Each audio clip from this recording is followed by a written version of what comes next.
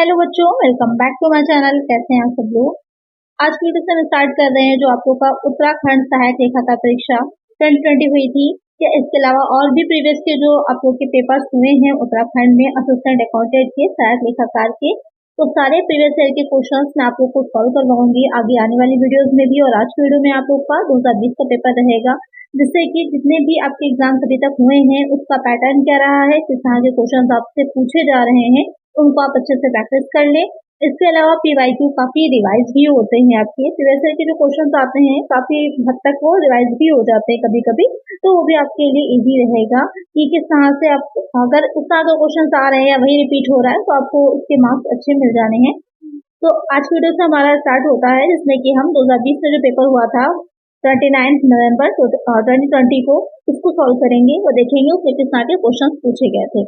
इसके अलावा और कौन से पेपर्स आपके प्रीवियस में हुए हैं, तो आप यहाँ पर देख सकते हैं कि जो ये पेपर ये तो अभी आज आप सॉल्व करेंगे। इसके अलावा जो 2019 में हुआ है, 2018 में, 17 में, 16 में जो पेपर हुआ है वो मैंने आप लोग को बताई ही थी। अगर आपने बुक अभी तक नहीं परचेज करी तो कर लीजिएगा। इस वीडियो के डिस्क्रिप्शन में आपको लिंक मिल जाएगा जहाँ पर टैग की हुई है बुक, तो उस बुक में भी आपको ये सारे पेपर्स मिल जाएंगे, तो पीडीएफ वहां से आपको मिल सकती है, तो उसको आप परचेज कर लीजिएगा और ये सारे क्वेश्चंस आप जरूर से सॉल्व करिए क्योंकि प्रीवियस ईयर बहुत ही इंपॉर्टेंट होते हैं। तो इशू करते हैं, इशू करने से पहले चैनल को सब्सक्राइब जरूर से कर लेना है। इसी तरह की वीडियोस के लिए इसी एक पूरी सीरीज आप लोग की पीवाईक्यू की अलग से आ रही है, और चैनल को सब्सक्राइब करने के साथ साथ फ्रेंड्स को शेयर भी कर दीजिएगा ज्यादा से ज्यादा वीडियो को, और लाइक भी करिएगा। चलिए इशू करते हैं, फर्स्ट क्वेश्चन लेते हैं। Total debtor account is prepare to know, कुल देनदार खाता बनाया जाता है, यानी कि जो टोटल डेटर अकाउंट तैयार किया जाता है क्या जानने के लिए, किस लिए बनाया जाता है। क्रेडिट परचेज के लिए, उधार क्रय को ज्ञात करने के लिए, क्रेडिट सेल उधार विक्रय को ज्ञात करने के लिए, क्रेडिट या फिर कैश सेल नगद विक्रय को ज्ञात करने के लिए, नन ऑफ द अबव में से कोई नहीं। तो यहाँ पर डेटर कब बनते हैं, जब आपने जो सेल करी होती है, यानी कि जो आपने बिक्री करी होती है वो उधार की होती है, क्रेडिट पे करी होती है, उधार करने की वजह से आपके डेटर्स बनते हैं, जो कि क्या हो जाते हैं, डेटर्स होते हैं आपके करंट एसेट हो जाते हैं। तो क्या होगा कि किस चीज को जानने के लिए, क्रेडिट सेल को जानने के लिए कि आपकी उधार बिक्री क्या है, उसको जानने के लिए आप क्या करते हैं, टोटल डेटर अकाउंट को प्रिपेयर करते हैं। तो एक आंसर क्या हो जाएगा हमारा, ऑप्शन डी हो जाएगा। चलिए नेक्स्ट क्वेश्चन है, On seizure of goods by the hire vendor, the balance of the asset account transfer to, क्रय विक्रेता द्वारा माल की जब्ती पर संपत्ति खाते के शेष को हस्तांतरित किया जाता है। प्रॉफिट एंड लॉस अकाउंट लाभानी खाते में, हायर वेंडर अकाउंट क्रय विक्रेता खाते में, गुड्स रिपोजिट अकाउंट माल वापसी खाते में, या फिर इनमें से कोई नहीं। क्वेश्चन क्या कह रहा है, क्रय विक्रेता द्वारा माल की जब्ती पर, यानी कि जो भी सेलर होता है, जो हायर वेंडर है, आपने हायर परचेज या फिर जो इंस्टॉलमेंट पेमेंट सिस्टम है, दो चीजें रहती हैं इसमें। यहाँ पर हायर परचेज की बात हो रही है, तो वहां पर अगर जो विक्रेता है, वेंडर है, उसने अपने माल को, जैसे किसका कोई भुगतान नहीं किया, पेमेंट उसे नहीं मिला, कोई भी प्रॉब्लम हुई, तो वहां पर अपने माल को उसने क्या किया है, जब्त कर लिया है। तो वहां पर जो संपत्ति खाता यानी कि जो एसेट का अकाउंट होगा उसमें क्या बैलेंस ट्रांसफर किया जाए, उसका बैलेंस कहाँ ट्रांसफर किया जाएगा, ये क्वेश्चन है। तो वो आपका हायर वेंडर अकाउंट हो जाता है। तो एक आंसर हो जाएगा यहाँ पर हमारा ऑप्शन बी। चलिए next question, the maturity period of treasury bill, treasury bill की परिपक्वता अवधि है 91 डेज की, 364 डेज की, both A and B, none of that. तो यहाँ पर ट्रेजरी बिल किससे रिलेटेड हो जाते हैं, एक आपकी होती है कैपिटल मार्केट, एक होती है मनी मार्केट। जो मनी मार्केट होती है, यानी कि जिसे हम मुद्रा बाजार कहते हैं हिंदी में, जो मनी मार्केट होती है उस मार्केट में जितनी भी आपके टूल्स कह लीजिए या फिर उपकरण कह लीजिए जो होते हैं, उन सारे 12 मंथ के अंदर की अवधि के ही रहेंगे, तो ध्यान में रखिएगा। 1 ईयर के से कम के जो होते हैं वो आपके मनी मार्केट से रिलेटेड है, उसके अबव जितने होते हैं वो कैपिटल मार्केट हो जाती है। यहाँ पर जो ट्रेजरी बिल है वो आपका मनी मार्केट से रिलेटेड है, मुद्रा बाजार से रिलेटेड है। तो यहाँ पर इसकी अवधि की अगर हम बात करें तो अवधि जो होती है 91 डेज के भी हो सकते हैं, 364 डेज के भी हो सकते हैं। करेक्ट आंसर हमारा यहाँ पर ऑप्शन सी होगा, बोथ ए एंड बी। चलिए नेक्स्ट क्वेश्चन है, Indian accounting standard are issued by, जो भारतीय लेखांकन मानक है उनको कौन जारी करता है, reserve bank of India, central government, state government, institute of chartered accountants of India. तो यहाँ पर क्वेश्चन जो कह रहा है कि जो लेखांकन मानक होते हैं, जैसे कि डिप्रिसिएशन के बारे में पूछा जाए कि डिप्रिसिएशन किस लेखांकन मानक में आ रहा है, तो AS 6 में आता है, अकाउंटिंग स्टैंडर्ड 6 में आता है। इसी तरह आपके स्टैंडर्ड्स बहुत से होते हैं। तो यहाँ पर कह रहा है कि इशू कौन करता है, किसने बनाया है इस मानक को। तो यहाँ पर इंडियन की अगर हम बात करें, इंडिया की, तो किसने बनाया है, तो भारतीय चार्टर्ड लेखांकन संस्थान होते हैं, institute of chartered accounting of India, इसको शॉर्ट में ICAI भी बोला जाता है। तो ये भी लिखा हो सकता है, पूछ लेगा कि इसकी फुल फॉर्म क्या है, इसको भी ध्यान में रखिएगा। तो उनके द्वारा इसको इशू किया जाता है। एक आंसर होगा हमारा ऑप्शन डी। चलिए next question, basic objectives of financial management is, वित्तीय प्रबंधन का मूल उद्देश्य क्या होता है। तो इस पर फाइनेंशियल मैनेजमेंट पे आपकी वीडियोस मैंने अपलोड करी थी, तो आपने देखी होगी, नहीं देखी है जरूर से देख लीजिए, वहाँ पे आपको अच्छे से क्लियर हो जाएगा फाइनेंशियल मैनेजमेंट से रिलेटेड। यहाँ पर क्या कह रहा है, उसका बेसिक ऑब्जेक्टिव क्या होता है, मैक्सिमाइजेशन ऑफ सेल्स, विक्रय को अधिकतम करना, मैक्सिमाइजेशन ऑफ वेल्थ, संपदा के मूल्य को अधिकतम करना, या फिर प्रॉफिट, लाभों को अधिकतम करना, फिर में से कोई नहीं। तो जो आपका फाइनेंशियल मैनेजमेंट होता है, उसका जो मेन ऑब्जेक्टिव होता है वो हो जाएगा वेल्थ को, जो संपदा होती है उसको अधिकतम करना है, ना कि सेल या फिर प्रॉफिट को। तो वो वहां पर भी मैंने इस क्वेश्चन को इंक्लूड किया था, काफी इंपॉर्टेंट क्वेश्चन है। तो फाइनेंशियल मैनेजमेंट की जब भी बात आएगी तो वहां पर वेल्थ को मैक्सिमाइज किया जाता है, ना कि प्रॉफिट या फिर सेल को मैक्सिमाइज किया जाता है। तो एक आंसर क्या हो जाएगा, ऑप्शन बी हो जाएगा, कि जो आपके पास संपदा है, जो आपके पास एसेट्स होती है, उनकी वैल्यू को कैसे बढ़ाया जाए। चलिए नेक्स्ट क्वेश्चन है, zero base budgeting was first used in, शून्य आधार बजट सबसे पहले प्रयोग में लाया गया United state of America, England में, जर्मनी में, इंडिया में। तो सबसे पहले जो शून्य आधार बजट था, जीरो बेस बजटिंग थी, वो उसकी शुरुआत हुई थी USA में। किसने किया था, ये क्वेश्चन आता है कि शुरुआत किसने करी थी, तो पीटर ए पाहियार थे, इनका नाम याद रखिएगा, ये भी पूछा जा सकता है कि किसने किया था, तो ये इनका नाम हो जाएगा पीटर ए पाहियार थे, इन्होंने इसकी शुरुआत करी थी। तो एक आंसर होगा ऑप्शन ए। या इसका आंसर पूछा जाए कि जन्मदाता कौन है या किसने इन्वेंट किया था, आविष्कार किया था, तो पीटर ए पाहियार थे। तो एक आंसर हो जाएगा ऑप्शन ए। इसमें होता क्या है, जीरो, नाम ही इसका जीरो है, मीन्स क्या है कि जब आप बजट बना रहे होते हैं तो वहां पर आप पिछले जो बजट होते हैं उनको ध्यान में नहीं रखते हैं, उनको ध्यान में रखे बिना एक नई शुरुआत करते हैं, वो जीरो बेस बजटिंग कहलाती है। चलिए नेक्स्ट क्वेश्चन है, which of the following is not a basic principle of accounting, इनमें से कौन लेखांकन का आधारभूत सिद्धांत नहीं है। प्रिंसिपल ऑफ एक्सपेंसेस, व्ययों का सिद्धांत, प्रिंसिपल ऑफ फुल डिस्क्लोजर, पूर्व प्रकटीकरण का, प्रिंसिपल ऑफ हिस्टोरिकल कॉस्ट, ऐतिहासिक लागत का, principle of cost and benefit, लागत एवं लाभ का। यहाँ पे क्वेश्चन कह रहा है कि बेसिक प्रिंसिपल क्या नहीं है अकाउंटिंग का। तो आधारभूत सिद्धांत की अगर हम बात करें तो वहां पर एक्सपेंसेस का भी आता है, फुल डिस्क्लोजर का भी आता है, और हिस्टोरिकल कॉस्ट का भी। कॉस्ट एंड बेनिफिट, लागत एवं लाभ का सिद्धांत जो है वो आपका बेसिक प्रिंसिपल नहीं होता। तो इसका आंसर हमारा ऑप्शन डी हो जाएगा। तो इससे रिलेटेड वीडियो में आपको मैं बता चुकी हूँ, जो क्लासेस की वीडियोस मैंने अपलोड करी थी, तो वहाँ पर इसके बारे में मैंने आप लोग को बताया भी था, जो प्रिंसिपल्स होते हैं। चलिए नेक्स्ट क्वेश्चन लेते हैं, the most rigorous test is liquidity is, तरलता की सबसे कड़ी जांच होती है, current ratio, absolute liquid ratio, quick ratio, इनमें से कोई नहीं। तो यहाँ पर कह रहा है क्वेश्चन कि the most rigorous test of liquidity, कि जो तरलता होती है, लिक्विडिटी होती है, उसकी सबसे कड़ी जांच कौन करता है या किसमें होती है। तो यहाँ पर जो सबसे कड़ी जांच होती है वो एब्सोल्यूट लिक्विड रेशियो होता है, पूर्ण तरलता अनुपात होता है, उसमें सबसे कड़ी जांच होती है। इसका जो आदर्श होता है या कहें आइडियल रेशियो क्या होता है, वो 0.5:1 होता है। ये भी पूछा जा सकता है, इसको ध्यान में रख सकते हैं आप। 0.5:1 इसमें जो होता है बिल्कुल ही सब जो एसेट ली जाती हैं वो लिक्विड ली जाती हैं, और जो लायबिलिटी ली जाती है वो भी आपकी लिक्विड लायबिलिटी ली जाती है, जिसमें से cash in hand, cash at bank और मार्केटेबल सिक्योरिटीज को भी शामिल किया जाता है जो एसेट होती है उसमें।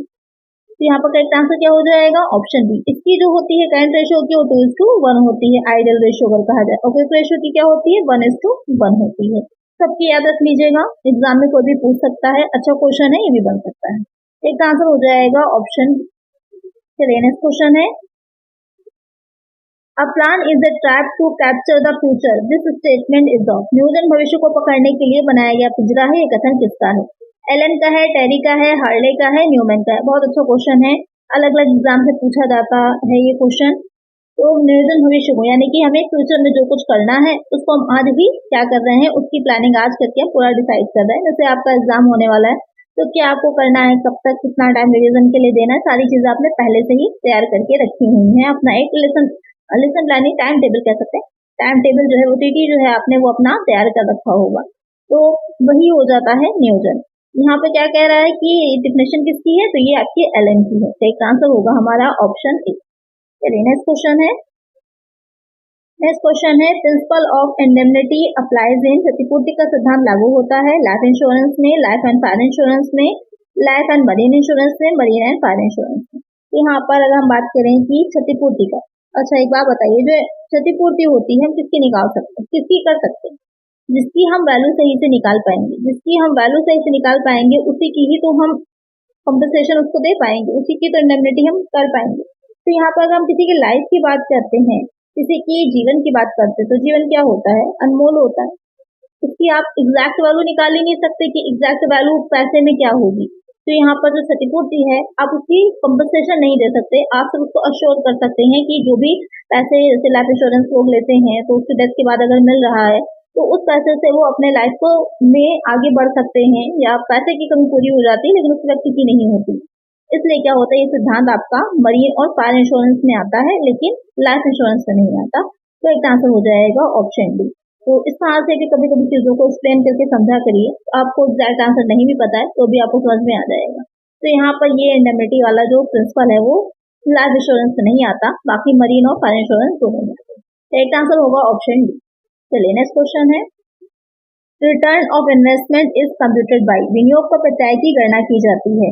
प्रॉफिट एंड इन्वेस्टमेंट लाभ विनियोग के द्वारा, cost of capital and investment पूंजी की लागत एवं विनियोग के द्वारा, प्रॉफिट एंड सेल लाभ एवं बिक्री के द्वारा, नन ऑफ द अबव उपरोक्त में से कोई नहीं। तो यहाँ पर क्वेश्चन क्या कह रहा है, विनियोग पर प्रत्याय जो है, जो रिटर्न निकाला जाता है इन्वेस्टमेंट पर, जो भी आपने पैसे इन्वेस्ट कहीं किए हैं तो आपको कुछ उस पर रिटर्न चाहिए होगा ना, क्या आपको कुछ मिलना चाहिए उस पर, तो वो कैसे कंप्यूट किया जाता है, तो उसे हम कंप्यूट करते हैं प्रॉफिट एंड इन्वेस्टमेंट के द्वारा। लाभ और विनियोग यानी कि जितना प्रॉफिट हुआ है उसके अकॉर्डिंग, और जो कॉस्ट आई है आपकी इन्वेस्टमेंट की उसमें फॉर्मूले में रख करके, जैसे कि यहाँ पर आप देख रहे होंगे ROI निकालने का formula profit upon cost of investment into 100 हो जाता है, अगर परसेंट में निकालना होता है तो वहाँ पर वो आपका अगर दर निकालने को आ रहा है तो आपको परसेंट कर देना है, तो वहाँ पर आपकी रेट निकल आती है। तो एक आंसर क्या हो जाएगा हमारा, ऑप्शन ए हो जाएगा। चलिए नेक्स्ट क्वेश्चन है on dishonour a promissory note doesn't require, अनादर होने पर एक प्रतिज्ञा पत्र की जरूरत नहीं होती। नोटिंग की, एक्सेप्टिंग की, डिस्काउंटिंग की, नन ऑफ द अबव उसमें से कोई नहीं। तो अगर डिसऑनर हो गया है किसी प्रॉमिसरी प्रतिज्ञा पत्र क्या होता है, तो ये मैंने आप लोग को प्रतिज्ञा पत्र जो होगा उसके बारे में अगर हम बात करें तो प्रतिज्ञा पत्र में एक प्रतिज्ञा ली जाती है, एक प्रॉमिस दिया जाता है कि एक व्यक्ति किसी दूसरे व्यक्ति को, जैसे ए सपोज कर लीजिए बी को इतने पैसे देने का वचन देता है, प्रतिज्ञा लेता है। जहाँ पर ऑर्डर नहीं होता वहां पर क्या किया जाता है, प्रॉमिस किया जाता है। तो वहां पर अगर डिसऑनर हो गया है तो वहां पर उसकी एक्सेप्टेंस की आवश्यकता नहीं होगी, क्योंकि डिसऑनर हो चुका है तो उसे एक्सेप्ट ही कहाँ से किया जाएगा। तो एक आंसर हो जाएगा ऑप्शन बी। नेक्स्ट क्वेश्चन है use of LIFO method is suitable at, जो LIFO विधि होती है उसका उपयोग कब उपयुक्त होगा, राइजिंग प्राइजेस कीमत वृद्धि की दशा में, या फिर फॉलिंग प्राइजेस घटती कीमत की दशा में, कांस्टेंट प्राइजेस स्थिर कीमत की दशा में, ऑल ऑफ द अबव उपयुक्त सभी। यहाँ पर जो LIFO मेथड होता है वो कब सुटेबल माना जाता है, तो यहाँ पर जो LIFO मेथड है यानी कि इसकी फुल फॉर्म क्या होती है, last in first out method, यानी कि जो सबसे लास्ट में आ रहा है उसको, जो यहाँ पर क्या चीज आ रही है, तो मटेरियल की बात की जा रही है, कहा जाए किससे रिलेटेड है, तो मटेरियल कंट्रोल से रिलेटेड होती है मेथड, यानी कि जो सामग्री नियंत्रण है उससे रिलेटेड मेथड है ये।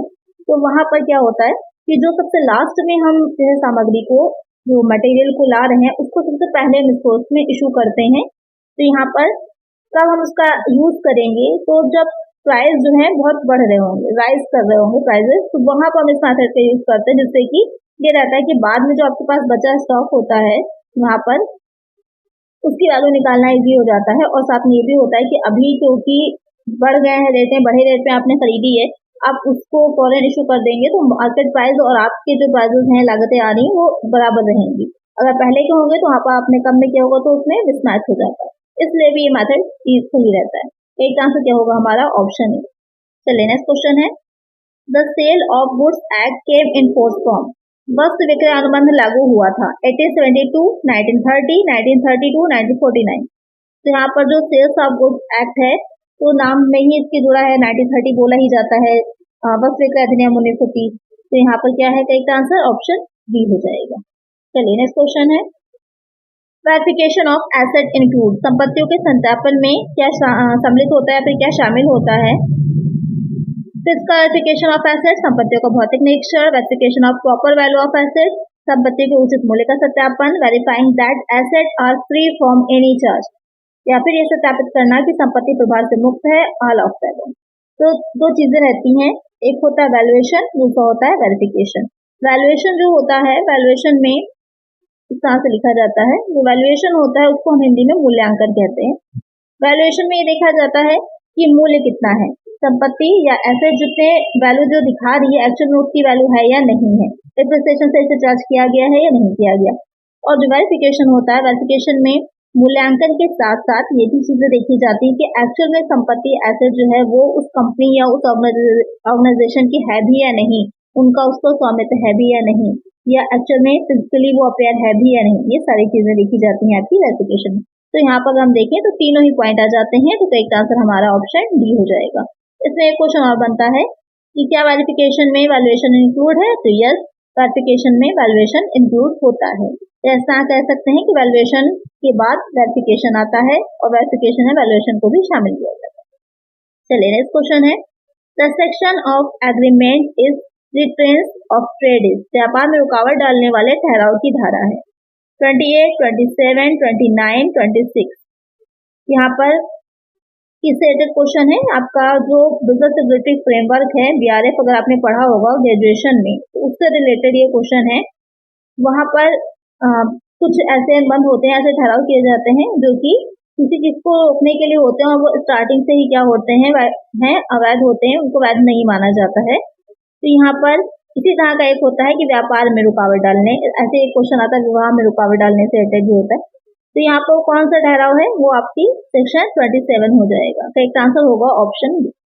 इसकी अगर आपको और डिटेल में समझना है तो यहाँ पर बीआरएफ के एमसीक्यूज मैंने अपलोड किए हुए हैं चैनल पर, उनको भी आप देख सकते हैं। और इसकी क्लासेस की वीडियो भी, सारी लेक्चर्स की वीडियो भी अवेलेबल है। अगर आपके पास ज्यादा टाइम है तो आप उसको भी देख सकते हैं, नहीं तो आप इसके जो एमसीक्यूज है उनको कर लीजिए, तो ये पोर्शन आपका पूरा अच्छे से कवर हो जाएगा। चलिए नेक्स्ट क्वेश्चन है, शॉर्टकट की for purchase voucher in tally is, tally में परचेज वाउचर के लिए शॉर्टकट कुंजी क्या होती है। क्योंकि आपकी कंप्यूटराइज अकाउंटिंग भी है तो उससे रिलेटेड ये क्वेश्चन आ सकते हैं, पूछे जाते हैं, आजकल तो बहुत ही पूछे जा रहे हैं। तो यहाँ पे क्या कह रहा है कि जो परचेज वाउचर है टैली में, उसमें शॉर्टकट की क्या होती है, F7, F8, F9, F10। तो उसको ओपन करने के लिए जो शॉर्टकट की है वो आपकी F9 होती है। तो एक आंसर हो जाएगा हमारा ऑप्शन सी। चलिए नेक्स्ट क्वेश्चन है, होल्डिंग कंपनी मीन्स, सूत्रधारी कंपनी का आशय है which holds at least 50% shares of other company, जो अन्य कंपनी के कम से कम 50% अंशों की धारक है। which hold at least 51% shares of other company, जो अन्य कंपनी के कम से कम 51% अंशों की धारक है। तो यहाँ पर जो होल्डिंग कंपनी होती है वो कम से कम 51% शेयर्स उसके पास होते हैं, तब वो होल्डिंग कंपनी कहलाएगी, क्योंकि 50% से ज्यादा होंगे तभी तो वो होल्ड करेगी। यहाँ पर एक आंसर हो जाएगा हमारा ऑप्शन बी। चलिए नेक्स्ट क्वेश्चन है, The difference between actual cost and standard cost is known as, वास्तविक लागत और मानक लागत के बीच के अंतर को किस रूप में जाना जाता है। प्रॉफिट, डिफरेंशियल कॉस्ट, विभेदात्मक लागत, वेरिएंस, विचरण, मार्जिन ऑफ सेफ्टी, सुरक्षा का मानदंड। जो हमारी स्टैंडर्ड कॉस्ट होती है उसमें हम ये देखते हैं कि किसी चीज को बनाने में कितनी कॉस्ट हमारी आएगी, तो एक तरह से हमारा समझिए पूर्वानुमान होता है। और एक्चुअल कॉस्ट यानी कि जब हमने उस चीज को बना लिया तो हमारी बनाने में कितनी कॉस्ट है, अब उन दोनों के बीच में डिफरेंस आया, हो सकता है आएगा या कभी नहीं भी आता है, या हो सकता है आपने जितना स्टैंडर्ड सोचा तो उससे कम में आप बना ले जाए तो आपके लिए प्रॉफिट ही रहेगा। अगर आपकी ज्यादा आई है तो दोनों ही तरह से, दोनों ही कंडीशंस में उसके बीच जो डिफरेंस आ रहा है उसको हम वेरिएंस बोलते हैं, विचरण बोलते हैं। एक आंसर होगा ऑप्शन सी। अब वो आपका अनुकूल भी हो सकता है, फेवरेबल भी हो सकता है, अनफेवरेबल भी हो सकता है।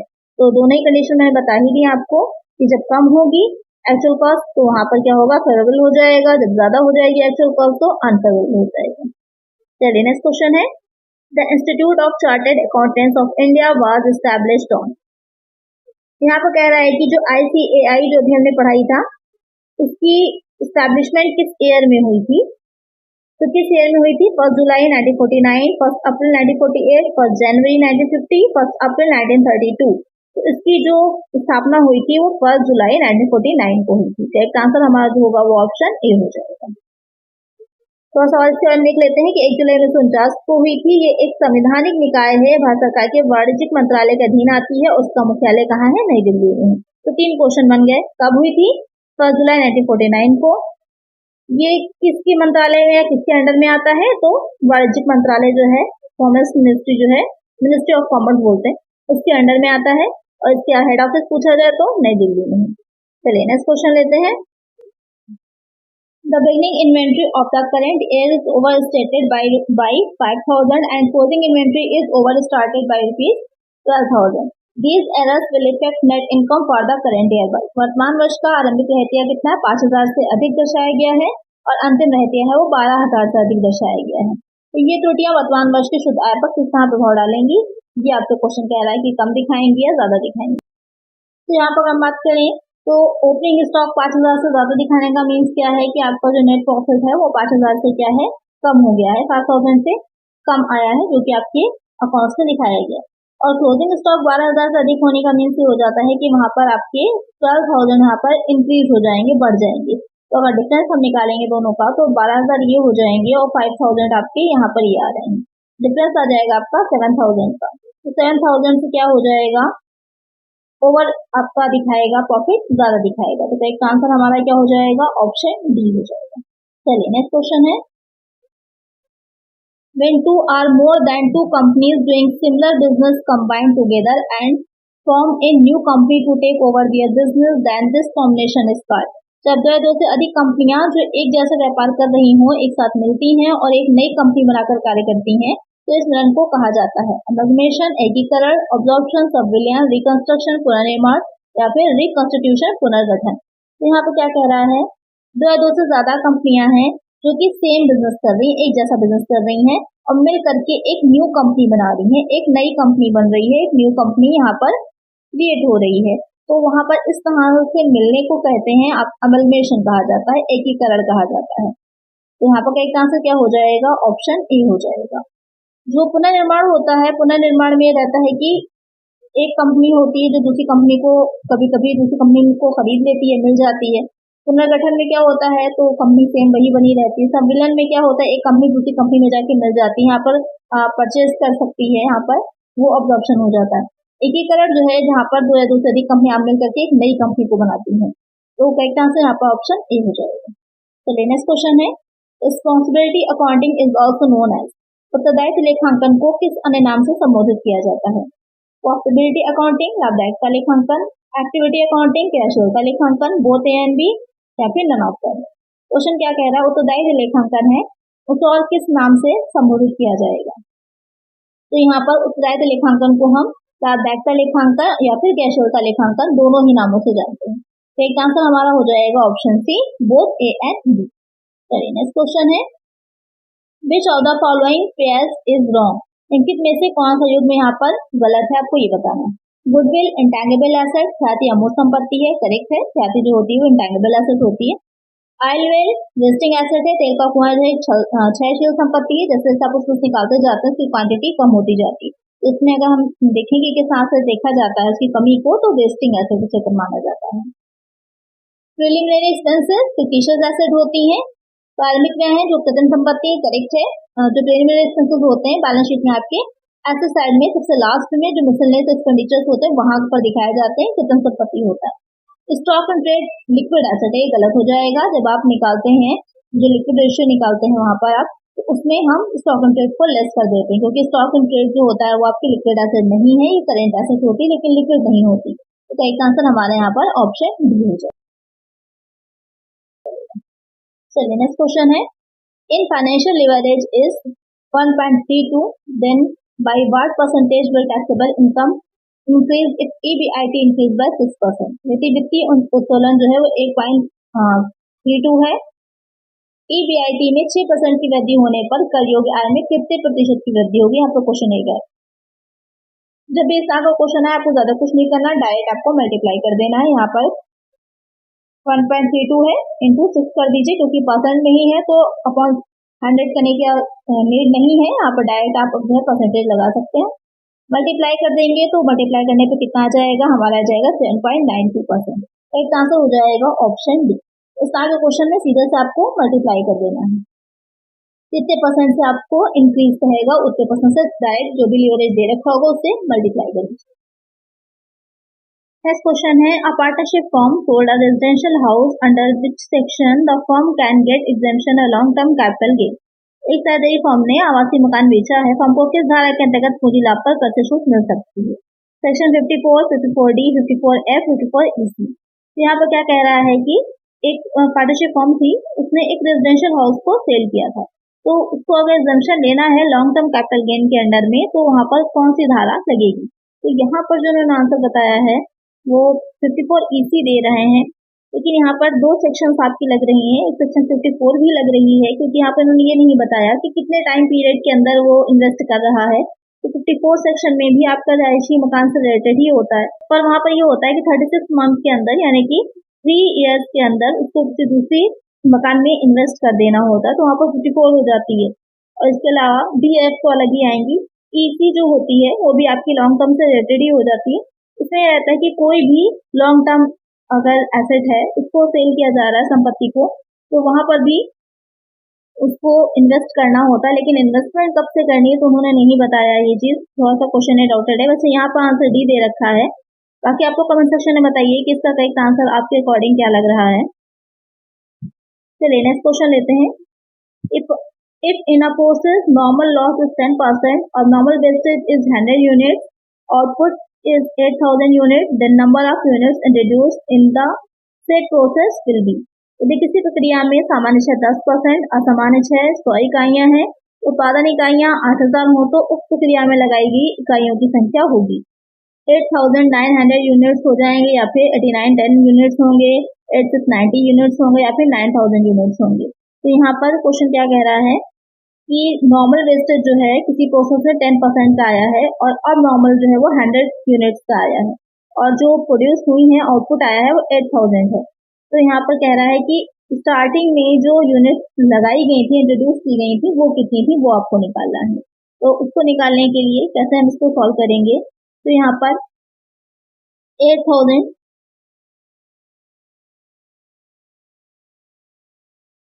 तो यहाँ पर 8,000 तो वो खुद कह रहा है कि क्योंकि आपकी आउटपुट आया ही है।